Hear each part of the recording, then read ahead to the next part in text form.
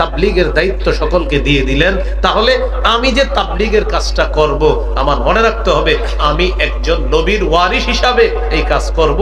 আমি রাসূল সাল্লাল্লাহু আলাইহি সাল্লামের এই আমানত অন্যের কাছে পৌঁছাবো। তো বলেন, এই আমানত পৌঁছাইতে গিয়ে রাতের বেলা মানুষ হত্যা করা, এটা কোন আমানত? কষ্ট নিয়েন। আপনারা একবার করলেন হত্যা 18তে, আবার হত্যা করলেন, মানুষ হত্যা, এটা কোন আমানত বলেন? কোন আমানত? এটা কে শিখাইল? কেউ কষ্ট নিয়েন না, এটা কে শিখাইলো এই কাজ? এই আগ্রাসী ভূমিকা আপনি নেওয়াটা। রাসূলুল্লাহ সাল্লাল্লাহু আলাইহি সাল্লাম দায়িত্ব দিয়ে দিয়েছেন 2 নাম্বার। 3 নাম্বার, আইয়াকুনা সাবিতান, মজবুত ভাবে দাওয়াত দেওয়া, অবিচল ভাবে দাওয়াত দেওয়া।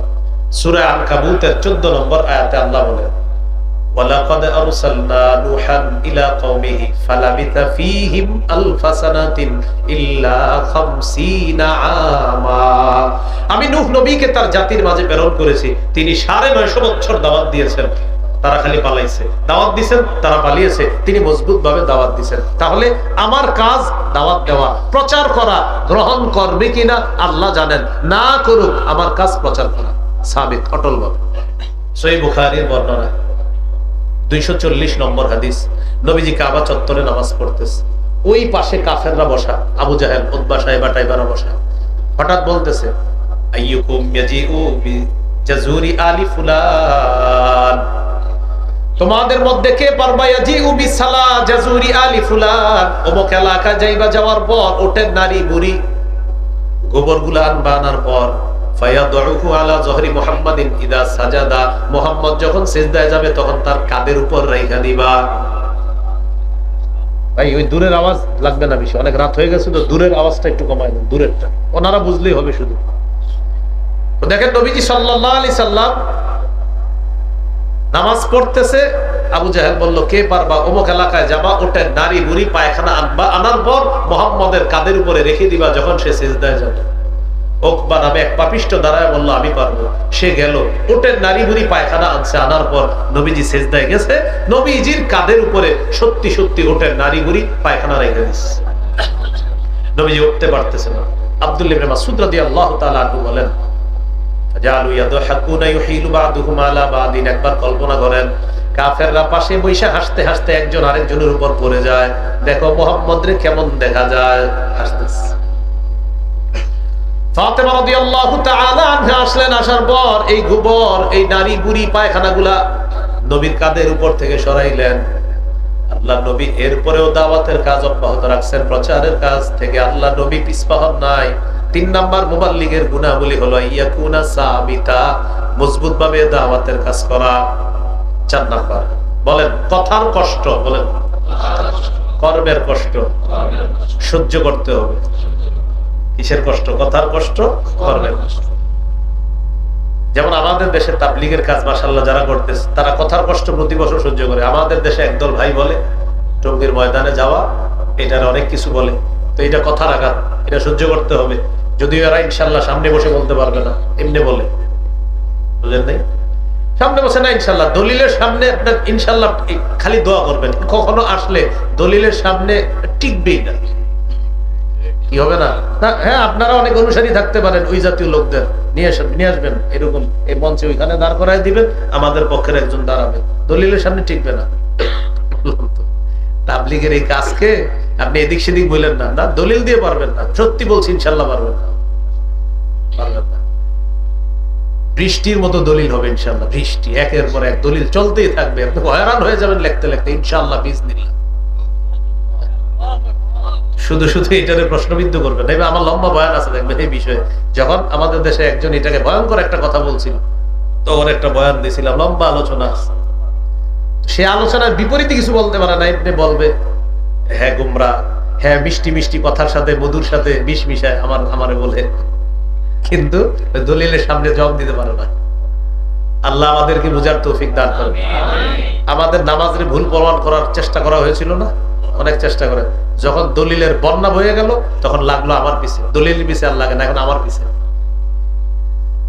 আমার পিছে লেগে লাভ নাই। দলিল দলিল কোরআন সুন্নাহ, বাস আর কোরআন সুন্নাহ নিয়ে আসেন, এটা ইনশাআল্লাহ। তো বলছিলাম হানাফি ফিকহ যারা অনুসরণ করেন, এটা আপনারা কখনো মনে এটা আনবেন না। হানাফি ফিক অনুসরণ করেন মানে আপনি সঠিকভাবে আছেন।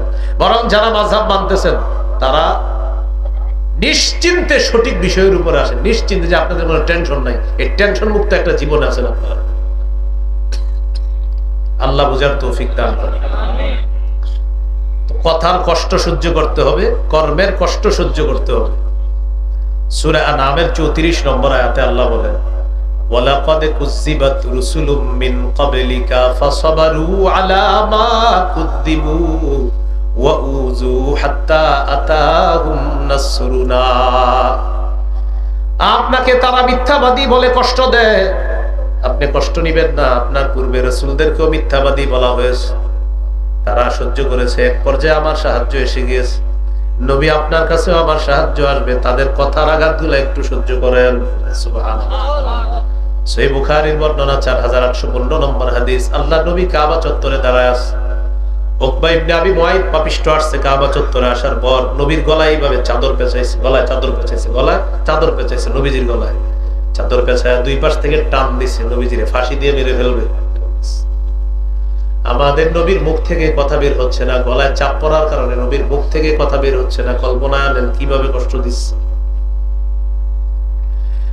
আবু বকর সিদ্দিক আসছে, আসার পর একটা ধাক্কা দিছে। ধাক্কা দেওয়ার পর আবু বকর সিদ্দিক বললেন, আতাকতুলুনা রাজুলান ইয়াকুলা রাব্বি আল্লাহ ওয়া ক্বাদ জাআকুম বিল বাইয়িনাতি মির রাব্বিকুম।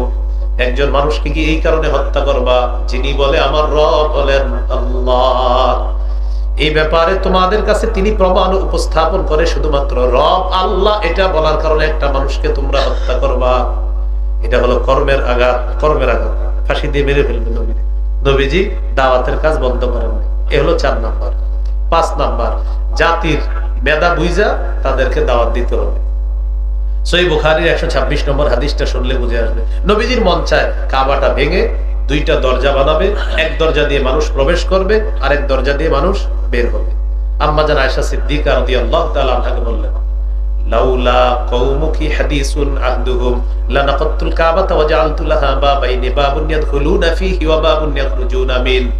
আয়েশা, তোমার জাতি যদি নতুন মুসলমান না হতো তাহলে আমি কাবাটা ভাঙতাম, ভেঙে 2টা দরজা বানাইতাম, এক দরজায় ঢুকতো আরেক দরজায় বের হতো। বানাই না কেন জানো? কারণ তোমার জাতি নতুন মুসলমান, তারা বলবে এটা কোনো কথা, কাবা ভাঙছে। তাদের আকলের কারণে আমি একটা কাজ করার মন চাওয়া সত্ত্বেও আমি করতেছি না, শুধু তাদের আকলের দিকে তাকায়। এটাকে বলে কৌশল। জাতির মেধা বুঝা কাজ করা, এগুলো 5 নাম্বার। 6 নাম্বার, আইয়াকুনা আলিমান বিশরিয়াতিল্লাতী ইয়াদউ ইলাইহা। আপনি দাওয়াত দিবেন যে ব্যাপারে, এই ব্যাপারে আপনার সঠিক জ্ঞান থাকতে হবে। এইজন্য উদ্ভট কথা বলা যাবে না, সঠিক জ্ঞান। এই মাইকের সামনে আপনি কোরআনের তাফসীর করবেন, বাস আপনি যতটুকু করবেন এতটুকুর উপর কথা বলেন। এদিক সেদিক যাবেন তো বিভ্রান্তিমূলক কথা আপনার মুখ দিয়ে বের হয়ে যাবে। এইজন্য যতটুকু আছে ততটুকু, যে কোরআনে আছে লা খাযনা মিনহু বিল ইয়ামিন। আল্লাহ বলেন আমি তাকে পাকড়াও করব। মিনহু বিল ইয়ামিন, ইয়ামিন মানে ডান হাত।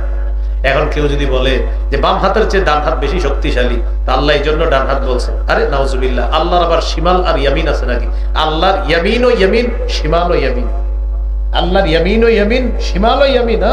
এখানে নাউজুবিল্লাহ উদ্ভট তাফসীর করা হচ্ছে যে বাম হাতের চেয়ে ডান হাতের শক্তি না, রবই শক্তিশালী। রবের আবার ডান বাম কি? রবের সব শক্তিশালী। এখানে আপনি একটার চেয়ে আরেকটা শক্তি মানে জেনে শুনে তাফসীর করতে হবে, না হয় উল্টাপাল্টা কথা বের হবে। তো যে বিষয়ে দাওয়াত দিবেন এই বিষয়ে জ্ঞান থাকতে হবে। এখন আপনি ইমানে কিনের কথা বলবেন, গাছতের আদব বলবেন, এগুলো আপনি সঠিকটা যাই না বলতে হবে। যতটুকু জানেন অতটুকু বলবেন। তো হুজুর এটা জানবো কার থেকে? আলেমদের কাছ থেকে, সোজা হিসাব। আলেমদের কাছ থেকে আমরা জানবো, এই জন্য আলেমদের তত্ত্বাবধানে আসতে হবে। বাস বুঝে আসুক না আসুক, লাখ লাখ আলেম ভুল করতে পারে না। তারা যেটাকে সঠিক বলতেছে এটাই সঠিক, এটা মেনে নেওয়া সৌভাগ্যের লক্ষণ, না মানা পথভ্রষ্টতার লক্ষণ। এটাই সোজা হিসাব। সূরা বনী ইসরাঈলের 36 নম্বর আয়াত আল্লাহ বলেন, ইন্নাস সামআ ওয়াল বাসারা ওয়াল ফুআদা কান, চোখ, অন্তর এগুলোর ব্যাপারে জিজ্ঞাসা করা হবে। তাহলে আমি যেই ব্যাপারে কথা বলবো এটাও জিজ্ঞাসা করা হবে। সূরা ইয়াসিনের 65 নম্বর আয়াত, আল-ইয়াওমা নাখতিমু আলা আফওয়াহিহিম ওয়া তুকাল্লিমুনা আইদিহিম ওয়া তাশহাদু আরজুলুহুম বিমা কানু ইয়াকসিবুন। আজ আমি তাদের মুখে মোহর মেরে দিব, তাদের হাত কথা বলবে, তাদের পা সাক্ষী দিবে। সূরা হামিম আস-সাজদা 20-21 নম্বর আয়াত আল্লাহ বলেন, হাত্তা ইদা মা জাউহা, যখন তারা আগুনের সামনে আসবে, শাহিদা আলাইহিম সামউহুম, তাদের কান সাক্ষী দিবে, ওয়া আবসারুহুম, তাদের চোখ সাক্ষী দিবে, ওয়া জুলুদুহুম, তাদের চামড়া সাক্ষী দিবে, চামড়া। ওয়াকালু লিজুলুদিহিম লিমা শাহিদতুম আলাইনা, তারা বলবে কিরে চামড়া, তুই আজকে সাক্ষী দিলে আমাদের বিরুদ্ধে। চামড়া বলবে আনতাকানাল্লাহুল্লাযী আনতাকা কুল্লা শাই, যে আল্লাহ সবকিছুকে কথা বলাইতে পারে, ওই আল্লাহ আমি চামড়াকে আজকে কথা বলাইছি। সুবহানাল্লাহ। এলো 6 নাম্বার। 7 নাম্বার, যাদেরকে দাওয়াত দিবেন তাদের কল্যাণ কামনা করতে হবে। এজন্য আমরা দোয়া করি সারা পৃথিবীর দাওয়াত ও তাবলীগের সকলকে আল্লাহ তাআলা আলেমদের তত্ত্বাবধানে এক করে দেন। আমিন। আমরা কল্যাণ কামনা করি। সহিহ বুখারী 57 নম্বর হাদিস, জারীর ইবনে আব্দুল্লাহ রাদিয়াল্লাহু তাআলা আনহু বলেন, বায়াতু রাসূলুল্লাহ সাল্লাল্লাহু আলাইহি সাল্লাম আলা ইকামিস সালাহ ওয়া ইতাইজ যাকাত ওয়া নুসহি লিকুল্লি মুসলিম, আমি নবীর কাছে বায়াত হয়েছি, নামাজ কায়েম করব, যাকাত আদায় করব, সব মুসলমানের কল্যাণ কামনা করব, এই মর্মে বায়াত হয়েছে। 8 নাম্বার, যাদেরকে দাওয়াত দিব তাদের হেদায়েতের দোয়া করা। সহিহ বুখারীর 2937 নম্বর হাদিস, নবীজিরে বললেন, হুজুর দাউস গোত্র নাফরমানি করছে, তাদের জন্য বদদোয়া করেন। নবীজি বললেন, আল্লাহুম্মা হদি দাউসা, আল্লাহ দাউসকে আপনি হেদায়েত দান করেন। ওয়াতি বিহিম, তাদেরকে ইসলামের পতাকা তুলে নিয়ে আসেন। সর্বশেষ গুণ 9 নাম্বার, যা বলবো তা অনুযায়ী আমল করতে হবে। যা বলবো তা অনুযায়ী কি করতে হবে? আমল করতে হবে। সূরা বাকারা 44 নম্বর আয়াত, আতা'মুরুনান নাসা বিল বির ওয়া তানসাউনা আনফুসাকুম, তোমরা কি এমন কাজের আদেশ করো যা তোমরা নিজেদেরকে ভুলে যাও তোমরা? সূরাতুস সাফফি 2-3 নম্বর আয়াত, ইয়া আইয়ুহাল্লাযীনা আমানু লিমা তাকুলুনা মা লা তাফআলুন, হে ঈমানদারগণ এমন কথা কেন বলো যা নিজেরা করো না? কাবুরা মাকতান ইনদাল্লাহ আন তাকুলু মা লা তাফআলুন, যা করো না তা বলা আল্লাহর কাছে কতই না বড় অপরাধ এটা। রাসূল সাল্লাল্লাহু আলাইহি সাল্লাম বলেন, রাআইতু লাইলাতান ইসরিয়া বি রিজালান তুকরাজু শাফাহুহুম বিমাকারিজা মিনান নার, মেরাজের রাতে একদল মানুষকে দেখলাম তাদের ঠোঁট জিহ্বাগুলা আগুনের কেচি দ্বারা কাটা হচ্ছে। আমি জিজ্ঞাসা করলাম, জিবরিল এরা কারা? জিবরিল আমিন বললেন, হুজুর হাউলাই খুতাবাউ উম্মতিক, এরা আপনার উম্মতের বক্তাগণ, এরা আপনার উম্মতের বক্তাগণ, এরা আপনার উম্মতের বক্তাগণ। আল্লাযীনা ইয়া'মুরুনা আন-নাসা বিল বির, যারা মানুষকে সৎ কাজের আদেশ করত, ওয়া ইয়ানসাউনা আনফুসাহুম, নিজেদেরকে ভুলে যাইতো। এরা তারা মাগরিবের পরের আলোচনা ধরার জন্য টেনশন করে, যদি মাগরিবের পরের আলোচনাটা না ধরতে পারি তাহলে কি মাগরিব পড়বো না আলোচনা যাবো? কথার কথা মনে করেন আমি এরকম করলাম, এরকম যদি হয় তাহলে কিন্তু সমস্যা আছে। আমি নামাজের কথা বলবো, আমিও নামাজ পড়তে হবে, এরকম মাথায় আনা যাবে না যে মাগরিবটা পড়তে গেলে আলোচনাটা ধরা যাবে না, তাহলে এরকম যদি টেনশন আসে এটা নামাজ পড়তে হবে আপনার আগে। আল্লাহ আমাদেরকে বুঝার তৌফিক দান করেন। আর যারা মোটরসাইকেল নিয়ে মাগরিবের সময় ভাইরাল আলোচকদেরকে রিসিভ করতে যান, বিশেষ করে 40 জন মোটরসাইকেল, ভাইরাল আলোচকদেরকে তো রিসিভ করতে যেতেই হয়। এটার কয়েকটা উদ্দেশ্য থাকে আপনাদের। সামনে 10টা মোটরসাইকেল, পিছনে 10টা, মাঝখানে হযরতের গাড়িটা থাকবে। আপনারা এটা ভিডিও করবেন, করার পর আগামীকাল লিখবেন ফেসবুকে, আরিফ বিন হাবিবের সাথে কাটানো কিছু মুহূর্ত। এই জন্য মাগরিবের সময় রিসিভ করতে গেছে, যাওয়ার পরে আপনার ওই মাগরিবের জামাত দাঁড়ায় গেছে, টেনশনে পড়ছে, যদি হুজুর চলে যায় জামাতে ঢুকলো, জামাত যাক হুজুর না যাক। শোনেন শোনেন ভালো করে, না হুজুর বড় না মাগরিব বড়? মাহফিল বড় না মাগরিব বড়? মাগরিবের সময় বেশিক্ষণ থাকে না, সাবধান, তাড়াতাড়ি নামাজ পড়বেন। হুজুরে ফোন দিয়ে বলবেন, হুজুর আপনি আসতেছেন, ভালো কথা, আমরা অমুক মসজিদে আছি, আপনি কোনায় এসে দাঁড়ান, আপনারা আমরা নিয়ে যাবো। হুজুর যদি আপনাদের কথা রাখে রাখলো, না রাখলে কিছু করার নাই। আরে রবের কথা মানতে গিয়ে কোন হুজুর আপনার কথা রাখলো না রাখলো তো গোনার টাইম নেই, রবের হুকুম পালন করতে হবে, মাথায় রাখতে হবে। বলছিলাম ওই রিসিভ করতে গেলে আপনারা নামাজটা বুঝেন ঠিক মতো, আবেগে হুজুর আবেগে সব ভুলে গেছে এরকম যেন না। আল্লাহ আমাদেরকে বুঝার তৌফিক দান। এর লম্বা সময় হয়ে গেছে। আল্লাহ আমাদের সকলকে যে কথাগুলো শুনলাম বললাম, বিশেষ করে শেষের 9টা এই গুণাবলী একটু একটু শোনেন। ইখলাস, দায়ীর ইখলাস থাকবে। 2 নাম্বার, দায়ী বিশ্বাস করবে আমি আল্লাহ নবীর কথাগুলো প্রচার করব সঠিকভাবে। 3 নাম্বার, দায়ী যিনি হবেন তিনি অবিচল ভাবে দাওয়াত দিবেন। 4 নাম্বার, কথার কষ্ট কর্মের কষ্ট সহ্য করবেন। 5 নাম্বার, আকল অনুযায়ী পাবলিককে দাওয়াত দিবে। 6 নাম্বার এলেম অনুযায়ী দাওয়াত দিতে হবে, আমি যা জানবো ওইটা দাওয়াত দিব। 7 নাম্বার তাদের কল্যাণ কামনা করতে হবে। 8 নাম্বার যাদেরকে দাওয়াত দিব তাদের হেদায়েতের দোয়া করতে হবে। 9 নাম্বার আমি যা বলবো সেই অনুযায়ী আমি আমল করব। মনে থাকবেন ইনশাআল্লাহ। আর একটা আবদার, আপনারা সবাই দোয়া করবেন, তাহাজ্জুদ পড়ে দোয়া করবেন, সারা পৃথিবীর দাওয়াত ও তাবলীগের এই মেহনত মোবারক এই জামাত যেন উলামায়ে কেরামের তত্ত্বাবধানে আল্লাহ এক নেক খুব দ্রুত করে দেন জন্য। আমিন ওয়া আখিরু দাওয়ানা আলহামদুলিল্লাহি রাব্বিল আলামিন। আজকের